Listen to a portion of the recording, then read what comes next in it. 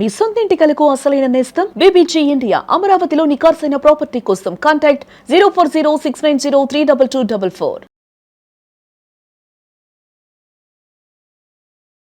10 గ్రాముల బంగారానికి 2 లక్షలు పెట్టి కొనుక్కునే స్తోమత మీ దగ్గర ఉందా? ఇవాళ బంగారం ధర 1,61,000 ఉంది. అంటే 2 లక్షలకు కేవలం 39,000 మాత్రమే తక్కువ ఉంది. సరిగ్గా 2-3 నెలల్లో బంగారం ధర 2 లక్షలకు చేరే అవకాశం ఉంది. మరి ఆ రోజు బంగారం కొనేంత డబ్బు మీ దగ్గర ఉందా? లేదంటే రెడీ చేసుకోండి. అతి కొద్ది రోజుల్లోనే మీరు 10 గ్రాముల బంగారాన్ని 2 లక్షలు పెట్టి కొనుగోలు చేయక తప్పదు. అలా ఎందుకు అనుకుంటున్నారా? అసలు బంగారం ధరలు ఎందుకు ఇలా పెరుగుతున్నాయని ఆలోచిస్తున్నారా? అయితే పదండి, బంగారం ధర గురించి కాదు, ఇవాళ ఆ ధరలు పెరగడం వెనుక ఉన్న అసలు రహస్యాల గురించి కూడా మాట్లాడుకుందాం. మనం రోజు పేపర్లో బంగారం ధర పెరిగింది, రికార్డులు బద్దలు కొట్టిందని చదువుతున్నాం కదా. కానీ ఈ ధరల పెరుగుదల వెనుక ఒక పెద్ద దేశం మాస్టర్ ప్లాన్ ఉందని మీకు తెలుసా? ఆ దేశం ఏదో కాదు, చైనా. గత కొన్ని నెలలుగా ప్రపంచ గోల్డ్ మార్కెట్ లో చైనా చేస్తున్న పని చూస్తే ఆర్థికవేత్తలే ఆశ్చర్యపోతున్నారు. అసలు చైనా సెంట్రల్ బ్యాంక్ టన్నుల కొద్ది బంగారాన్ని ఎందుకు కొనుగోలు చేస్తుంది?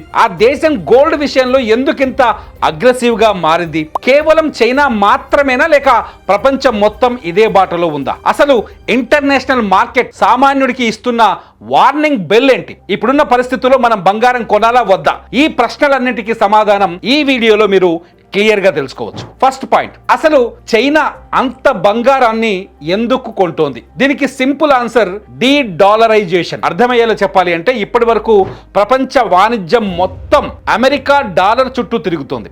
కానీ ఎప్పుడైతే అమెరికా తన డాలర్ను ఒక ఆయుధంగా మార్చి రష్యా మీద ఆంక్షలు విధించిందో చైనా అలర్ట్ అయింది. రేపు పొద్దున మాకు అమెరికాతో గొడవ వస్తే మా దగ్గర ఉన్న డాలర్లు చెల్లని కాగితాలుగా మారిపోతాయేమో అనే భయం చైనాకి పట్టుకుంది. అందుకే తమ దగ్గరున్న ఫారిన్ రిజర్వ్స్ లో డాలర్ల వాటాను తగ్గించుకొని ఎప్పటికీ విలువ కోల్పోని బంగారాన్ని నింపుకుంటోంది. బీబీసీ రిపోర్ట్ ప్రకారం చైనా వరుసగా 17-18 నెలల పాటు నాన్ స్టాప్ గా బంగారాన్ని కొనుగోలు చేస్తూనే ఉంది. ఇది సామాన్యమైన విషయం కాదు. వాళ్ళు ఒక యుద్ధానికి లేదా ఒక భారీ ఆర్థిక సంక్షోభానికి ముందే ప్రిపేర్ అవుతున్నారా అనే అనుమానాలు కలుగుతున్నాయి. మరి ఈ గోల్డ్ రష్ లో చైనా ఒక్కటే ఉందా అంటే నో. చైనాతో పాటు టర్కీ, పోలాండ్, సింగపూర్, చివరకు మన భారతదేశం కూడా ఈ రేసులో ఉంది.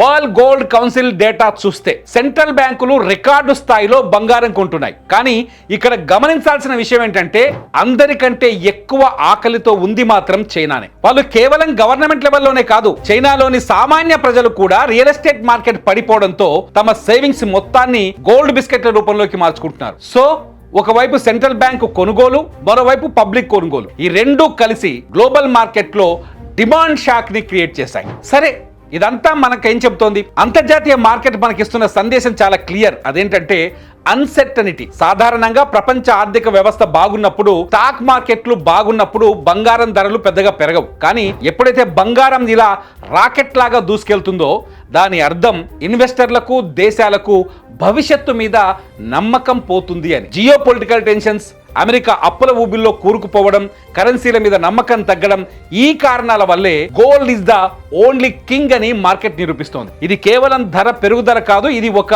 సేఫ్టీ సిగ్నల్ కూడా. ఇప్పుడు అసలు విషయానికి వద్దాం. ఈ స్టోరీ అంతా విన్నాక సామాన్యుడిగా మీ మైండ్ లో వచ్చే ప్రశ్న, మరి నేను ఇప్పుడు బంగారం కొనాలా? నిజాయితీగా చెప్పాలి అంటే ఇప్పుడు మార్కెట్ ఆల్ టైమ్ హైలో ఉంది. ఇలాంటి పీక్ స్టేజ్ లో ఉన్నప్పుడు ఎమోషనల్ అయిపోయి అప్పులు చేసి మరి బంగారం కొనడం మంచిది కాదు. మార్కెట్ ఎప్పుడూ ఒకే లైన్ లో పైకి వెళ్ళదు. ఖచ్చితంగా చిన్నపాటి కరెక్షన్స్ వస్తున్నాయి. కానీ లాంగ్ టర్మ్ కోసం చూస్తే చైనా, ఇండియా లాంటి దేశాలే బంగారం కొంటున్నప్పుడు మనం కూడా మన పోర్ట్ఫోలియోలో కొంత బంగారం ఉంచుకోవడం మంచిది. నిపుణుల సలహా ఏంటంటే ఒకేసారి పెద్ద మొత్తం పెట్టకండి. ఎస్బీజీ లేదా గోల్డ్ ఈటీఎఫ్స్ ద్వారా కొంచెం కొంచెంగా ఇన్వెస్ట్ చేయండి. గోల్డ్ను లాభం కోసం కాకుండా మీ కుటుంబ ఆర్థిక భద్రత కోసం చూడండి. సో ఫ్రెండ్స్, చైనా బంగారం కొనడం వెనుక ఉన్నది కేవలం వ్యాపారం కాదు, అది ఒక ఎకనామిక్ స్ట్రాటజీ. ఈ స్ట్రాటజీని అర్థం చేసుకొని మనం కూడా తెలివిగా ఇన్వెస్ట్ చేద్దాం. ఈ టాపిక్ మీద మీ అభిప్రాయం ఏంటి? చైనా చేస్తున్న పని కరెక్టేనా? ఖచ్చితంగా కామెంట్ చేయండి. మీ కామెంట్స్ పైన నేను మరో వీడియో చేయడానికి ట్రై చేస్తా. చూస్తూనే ఉండండి సుమన్ టీవీ.